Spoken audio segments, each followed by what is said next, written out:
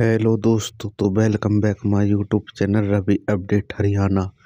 तो हम आ चुके हैं एक नए वीडियो के साथ। अगर आप मेरे चैनल पर नए हो तो चैनल को लाइक, कमेंट, शेयर, सब्सक्राइब जरूर करें। तो बुढ़ापा पेंशन कब तक आएगी और कितनी आएगी, आपको ये सब जानकारी इस यूट्यूब चैनल पर मिल जाएगी।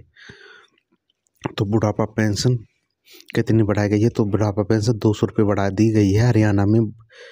लाभार्थी पेंशन, विधवा पेंशन 200, पहले 3000 रुपये आती थी, अब 200 रुपये बढ़ा दी गई, यानी कि 3200 रुपये आएंगे सभी की पेंशन। और ये कब तक आएगी?